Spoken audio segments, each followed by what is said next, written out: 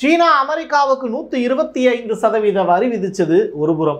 இன்னொரு புறம் அமெரிக்கா, நீ என்னடா இவ்வளவு வரி விதிக்கிற, நான் உனக்கு 145% வரி விதிக்கிறேன் அப்படின்னு சொன்னது மறுபுறம். இப்படி ஒவ்வொருத்தரும் டாரிஃப் வாரம் நடத்திக்கிட்டு இருக்காங்க. இந்த இரண்டு நாடுகளுக்கு இடையில நடக்கக்கூடிய போர்ல யாரு ஜெயிச்சா அப்படிங்கிற அந்த ஃபைனல் கன்க்ளூஷனுக்கு இப்போ நம்ம வரப்போறோம். அதுல சீனா தான் ஜெயிச்சது அப்படின்னு சொல்றதுக்கான வாய்ப்புகள் 3 இடத்துல இருக்கு. ஒன்று ட்ரேடு, இன்னொன்று டெக்னாலஜி வைஸா, இன்னொன்று பர்ச்சேசிங். இது எல்லாத்தையும் தாண்டி அவங்களுடைய டிக்டாக்கை பயன்படுத்தி அவங்க செய்யக்கூடிய விற்பனை எந்த அளவுக்கு இருக்கு அப்படிங்கிறதும், இது அமெரிக்காவினுடைய டாரிஃப் வாரை உடைக்கக்கூடிய வகையில் எந்த அளவிற்கு மோசமானதாக மாறி இருக்கு. ட்ரம்ப்புங்கிற பிஸ்னஸ் மேன் தன்னுடைய பிஸ்னஸில் தோத்துட்டாரு. ஆனால் அரசியல்ங்கிற அந்த பெரிய அதிகாரம் அவர் கையில் இருக்கு. அதை வச்சு அவர் அடுத்ததாக என்ன செய்ய போறார்? அமெரிக்காவுக்கும் சீனாவுக்கும் இடையில நடக்கக்கூடிய இந்த யுத்தம் ஆசிய பங்கு சந்தையில் என்ன மாற்றங்களை உண்டாக்கும்? நம்முடைய பாக்கெட்டுகளில் அது பணத்தை நிரப்புமா இல்லை காலி செய்யுமா? வாங்க பார்க்கலாம் உறவுகளே. இது பிரசாத் சிக்னேச்சர்.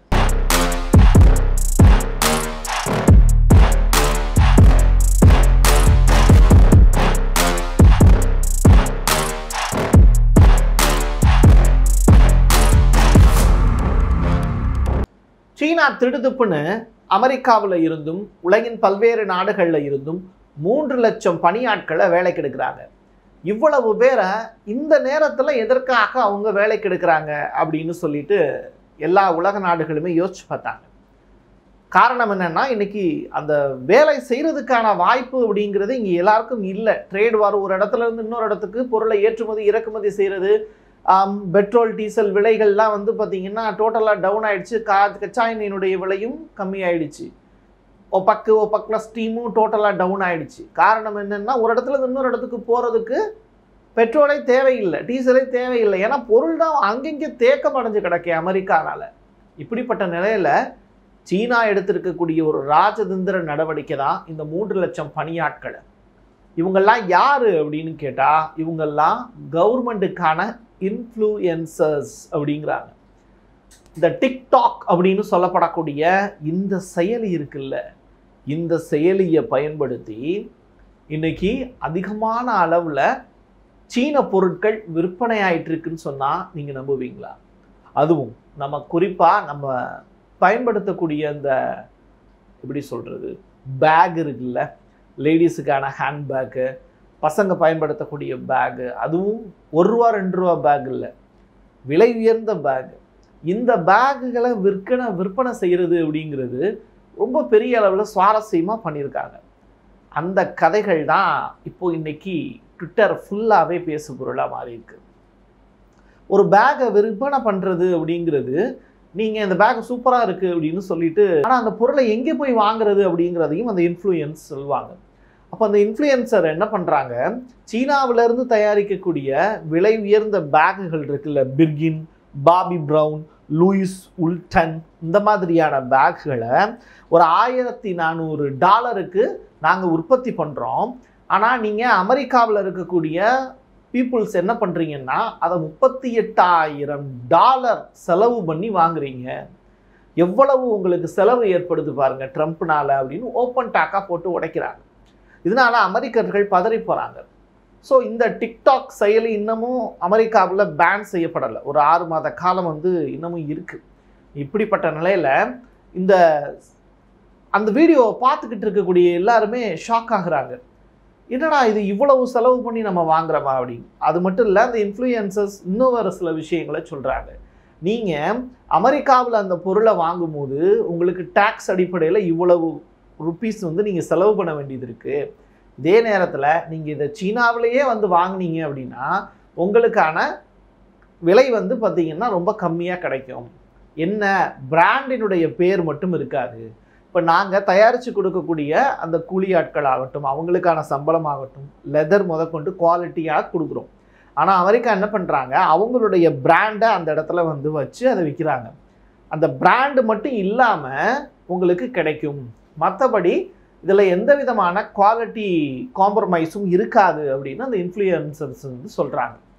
இதை கேட்ட அமெரிக்கர்கள் எல்லாமே ஷாக்கு. இது எப்படி முன்னுக்கு பின்முரணாக இருக்குது, இது எப்படி நாங்கள் போய் சீனாலேயா போய் வாங்க முடியும் அப்படிங்கிற கேள்விகள் இருக்குது. ஸோ சீனாவிலேருந்து நான் வாங்கிட்டு வந்தால் கூட நான் அமெரிக்காவுக்குள்ளே நுழையும் போது எனக்கு டேக்ஸ் வந்து மறுபடியும் பிடிக்க தானே செய்வாங்க அப்படின்னு சொல்லி கேட்குறாங்க. ஸோ இதுக்கு இன்னும் சில இன்ஃப்ளூயன்சர்ஸுடைய வீடியோவை பார்க்கும்போது நீங்கள் இதை ஆஸ்திரேலியாவிலேருந்து பர்ச்சேஸ் பண்ணுங்கள், நாங்கள் எங்களுடைய பொருட்கள் வந்து பார்த்திங்கன்னா ஆஸ்திரேலியாவுக்கு போகும்போது ஆஸ்திரேலியா எங்களுக்கு பெரிய அளவில் டேக்ஸ் விதிக்கிறது இல்லை, நீங்கள் சீனாவுக்கே நேரடியாக வெப்சைட்ஸ் மூலிமா ஆர்டர் பண்ணி வாங்கிக்கலாம்.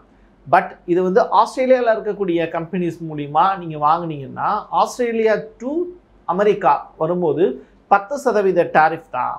ஸோ நீங்கள் சீன பொருட்களை வாங்கலாம், வித்தவுட் பிராண்டாக நீங்கள் வாங்கினீங்க அப்படின்னா அதற்கான வழியும் வாய்ப்புகளும் இந்த அளவுக்கு இருக்குது. நேரடியாக வந்து வாங்கிக்கலாம், கொள்முதல் பண்ணிக்கலாம், ஆஸ்திரேலியா மூலியமாக இந்த ட்ரேடை வந்து நீங்கள் நடத்திக்கலாம் அப்படிங்கிற ஒரு வாய்ப்பை அமெரிக்காவில் இருக்கக்கூடிய முதலாளிகளுக்கும் சொல்கிறாங்க. அமெரிக்காவில் இருக்கக்கூடிய குடிமக்களுக்கும் சீனா வந்து ஓப்பன் மார்க்கெட்டை அறிவிக்குது. இதை பார்த்து உண்மையிலேயே ஷாக் ஆகி போய் அமெரிக்கா இவ்வளவு வைரலாக ஒரு வீடியோ சுற்றிக்கிட்டு இருக்கு, இதை நம்மளால் ஸ்டாப் பண்ண முடியல. டிக்டாக்கை நம்மளே அமெரிக்காவே வாங்கிக்கலாம் அப்படின்னு சொல்லிட்டு ஒரு 6 மாத டைம் கொடுத்ததை இப்போ சீனா அதை எப்படி யூட்டிலைஸ் பண்ணிக்கிட்டு இருக்கு பாருங்க அப்படின்னு ட்ரம்ப் நிச்சயமாக தன்னுடைய நிர்வாக அலுவலர்களுக்கு டோஸ் விட்டுருப்பார்.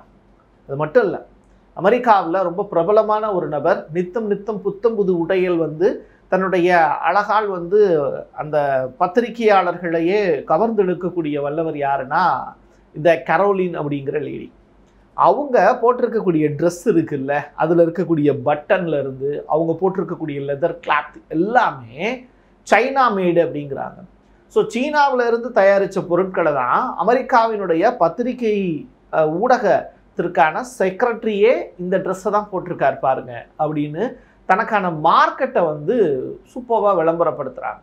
இது மட்டும் கிடையாது, நான் ஆரம்பிக்கும் போதே சொன்னேன் சைனா கிட்ட அமெரிக்கா ட்ரேட் வாரில் தோற்று போச்சு அப்படின்னு. அதுக்கான காரணம் என்னென்னா அமெரிக்காவால் இந்த என்விடியா மாதிரியான அந்த கம்பெனிஸ் வந்து செமிகண்டக்டர் அப்படிங்கிறத தைவான் உள்ளிட்ட நாடுகள்கிட்ட இருந்து பர்ச்சேஸ் பண்ணுறாங்க, சீனாக்கிட்ட இருந்து பர்ச்சேஸ் பண்ணுறாங்க. ஸோ இந்த செமிகண்டக்டர் அப்படிங்கிறது அதிகமாக அளவில் உற்பத்தி செய்யப்படுறது எங்கே அப்படின்னா ஏஷியன் கான்டினென்ட்டில்.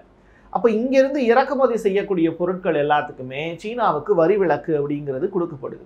ஒரு பக்கம் 145% வரி, இன்னொரு பக்கம் செமிகண்டக்டர் டிவைஸ் உள்ளிட்ட இந்த டெக்னாலஜி ரிலேட்டடான பொருட்களுக்கு வரி சலுகை அப்படிங்கிறது அமெரிக்கா கொடுத்துருக்காங்க. இது ஒன்றுலையே சீனா ஜெயிச்சிருச்சு. இதற்கு பிறகு இப்போ சைனா என்ன பண்ணியிருக்காங்க, தன்னுடைய போயிங் விமானங்கள் இருக்குல்ல அதை வாங்கி குவிக்கிறாங்க. முக்கியமாக சைனாவினுடைய 3 பெரிய ஏர்லைன்ஸ் இருக்காங்கல்ல, அவங்க எவ்வளவு விமானங்களை வாங்கி குவிக்க முடியுமோ அத்தனை விமானங்களையும் வாங்கி குவிக்கிறாங்க. இந்த போயிங் விமானத்தினுடைய பயன்பாடு என்ன அப்படின்னா, நீங்கள் ஒரு பொருளை ஒரு இடத்துல இருந்து இன்னொரு இடத்துக்கு ஏற்றுமதி செய்வதற்கு பெரிய வாய்ப்பு இந்த போயிங் விமானத்தில் இருக்குது. நீங்கள் ட்ரெயினில் போகும்போதோ இல்லை ஷிப்பில் போகும்போதோ டைம் இருக்கும், இதே விமானத்தில் கொண்டு போய் நீங்கள் சேர்க்கும் போது எளிமையாக போய் சேர்த்துடலாம். அந்த ஒரு கான்செப்டில் சைனா தாங்கிட்ட இருக்கக்கூடிய பொருட்கள் எல்லாத்தையுமே விற்பனை பண்ணுறதுக்கு விற்கிறதுக்கு ஏதுவாக ஒரு இடத்துலேருந்து இன்னொரு இடத்துக்கு மூவ் பண்ணுறதுக்கான வாய்ப்பை இந்த போயிங் விமானங்கள் மூலிமா ஏற்படுத்திக்கிறாங்க. அதுவும் சீனாவினுடைய 3 முக்கியமான ஏர்லைன்ஸ் ஏர் சைனா அவங்க 45 போயிங் விமானங்களை வாங்கியிருக்காங்க. சைனா ஈஸ்டர்ன் ஏர்லைன்ஸ் அவங்க 53 விமானங்கள் வாங்கியிருக்காங்க. சைனாவினுடைய சதர்ன் ஏர்லைன்ஸ் அவங்க 81 போயிங் விமானங்களை வாங்கியிருக்காங்க. இது எல்லாமே ட்ரேடுக்காக அவங்க வாங்கி குவிச்சிருக்காங்க அப்படின்னு சொல்லும்போது ரொம்ப ரொம்ப ஷாக்கான ஒரு நியூஸ் அமெரிக்காவுக்கு.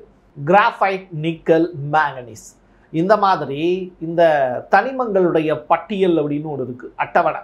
அதில் 17 நிலத்தில் கிடைக்கக்கூடிய அரிய பொருட்கள். இந்த பொருட்களை வச்சு தான் ஏகப்பட்ட கார் மேனுஃபேக்சரிங்கில் இருந்து எல்இடி லைட்டில் இருந்து ஏகப்பட்ட விஷயங்களை தயாரிக்கிறாங்க. EV motor, fighter jet, wind turbine, semiconductor, நான் சொன்ன மாதிரி எல்இடி லைட், இது எல்லாத்தையுமே தயாரிக்கிறதுக்கு இந்த தனிமங்கள் தான் தேவை. இது எல்லாமே இந்த ரேர் மேக்னெட் எல்லாமே எங்கே இருக்குது அப்படின்னா, மேக்னெட்டு உள்ளிட்ட விஷயங்கள் மட்டுமல்ல, இந்த நிலத்திற்கு அடியில் இருந்து கிடைக்கக்கூடிய ரேரான தாதுக்களில் இருந்து தனிமங்கள் வரைக்கும் சீனா கிட்ட தான் 80% வந்து அமெரிக்காவை கம்பேர் பண்ணும்போது இருக்குது. ஸோ இங்கே இருந்து அமெரிக்காவுக்கு இந்த பொருட்களை எக்ஸ்போர்ட் பண்ண வேண்டிய தேவைகளும் இருக்குது, அமெரிக்காவுக்கான நீடு இது. ஸோ அமெரிக்கா கண்டிப்பாக இந்த ட்ரேடை வந்து வாரில் அவங்க தோற்று போயிடுவாங்க. ஸோ ரேட்டை கம்மி பண்ணி தான் ஆகணும் அப்படிங்கிற நிர்பந்தம் அமெரிக்காவுக்கு இருக்குது. ஸோ இந்த இடத்துல தான் அமெரிக்கா மாட்டிக்கிறாங்க, தோற்றும் போகிறாங்க. அமெரிக்காவினுடைய மெயின் ஃபோக்கஸ் அப்படிங்கிறது ஆயுதங்கள் தயாரிக்கிறது தான். நீங்கள் ஃபைட்டர் ஜெட் உள்ளிட்ட அந்த மாதிரியான போர் விமானங்கள் தயாரிக்கிறதுக்கு அவங்களுக்கு இந்த ரேனான எர்த் மேக்னெட் உள்ளிட்ட விஷயங்கள்லாம் தேவைப்படும். ஸோ இந்த மாதிரியான மெட்டீரியல் எல்லாமே சீனா கிட்ட இருந்து தான் அவங்களுக்கு கிடைக்கிது. இதை உடனே அவங்களால ஸ்டாப் பண்ணாங்கன்னா அடுத்து ஒரு பெரிய வார் வருது அப்படின்னா அவங்களால ஆயுதங்கள் தயாரிக்க முடியாது. இந்த இடத்துல அமெரிக்கா 17 தனிமங்களை இழக்க வேண்டியது இருக்கும்.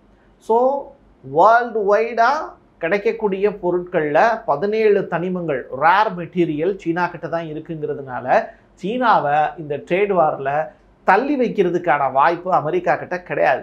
ஒரு பிஸ்னஸ் மேனாக ட்ரம்ப் வந்து அந்த டேரிஃபினுடைய ரேட்டை வேணால் இன்க்ரீஸ் பண்ணலாமே தவிர இவ்வளவு பெரிய டேரிஃப் வாரில் சீனா கிட்ட ட்ரம்ப் தூத்து தான் போவாருங்கிறது தான் எதேச்சியான உண்மை. இது மட்டும் கிடையாது, வேர்ல்டு வைடாக இப்போ சவுத் ஆஃப்ரிக்கா வந்து பார்த்திங்கன்னா இங்கே ஆரஞ்சு ஏற்றுமதி இருக்குல்ல, அது பாதிக்கப்பட்டிருக்கு. இன்னொரு புறம் வந்து பார்த்திங்கன்னா சோயா பீன்ஸ் உற்பத்தி பண்ணுறாங்கல்ல தொழிலாளர்கள், அவங்க $20 பில்லியன் அளவிற்கு சீனாவிலேயே இருக்கக்கூடிய உற்பத்தியாளர்களே நட்டமாயிருக்காங்க. அதிகமான அளவில் விவசாய பொருட்கள் தேக்கமடைஞ்சிருக்கு அப்படிங்கிறது தான் இங்கே இருக்கக்கூடிய எதேச்சியான உண்மை. ஸோ இந்த இடத்துல தான் அமெரிக்காவினுடைய சக்ஸஸ் அப்படிங்கிறது சாதாரண விவசாயிகளில் மட்டும்தான் பாதிக்க முடியுதே தவிர டெக்னாலஜி ரிலேட்டடாக ஹைடெக்காக இருக்கக்கூடிய, அதாவது ஒரு பொருள் கெட்டு போகாது அப்படின்னு ஒரு கண்டிஷன் இருக்குல்ல, அந்த பொருட்கள் எல்லாமே இந்த ட்ரேட் வாரில் தப்பிச்சுக்கும். எந்த பொருள் இப்போ தக்காளியை வந்து ஒரு குறிப்பிட்ட நாள் தான் பயன்படுத்த முடியும் அப்படிங்கிற மாதிரியான பொருட்கள் மட்டும்தான் இந்த ட்ரம்ப் அப்படிங்கிற தனி மனிதனால் பாதிக்கப்படுமே தவிர மீதி எந்த பொருட்களுக்கும் எந்த நாடுகளுக்கும் பெரிய அளவிலான இழப்புங்கிறது இருக்காது. ஏன்னா இப்போ தான் எல்லா நாடுகளுக்கும் பரஸ்பர வரி 10% தானே கொடுத்துருக்காரு. சைனா கிட்ட மட்டும்தான் அவர் ஆட்ட காமிச்சிக்கிட்டு இருக்கார். ஆனால் சைனா இந்த வாரில் ஜெயிச்சிருச்சு. இது எல்லாத்தையும் தாண்டி இது நாள் வரைக்கும் யூரோப்பியன் யூனியன் கண்ட்ரீஸை தன்னுடைய கட்டுப்பாட்டுக்குள்ளே வச்சுக்கணும்னு நினச்ச அமெரிக்கா அவங்களையும் கழட்டி விட்டுட்டாங்க.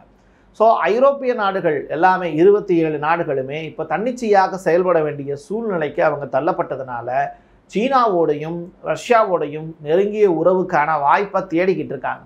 அப்படி ஒரு வாய்ப்பு கிடைச்சது அப்படின்னா அது சைனாவுக்கும் ரஷ்யாவுக்கும் பெரிய வாய்ப்பாக தான் இருக்கும்.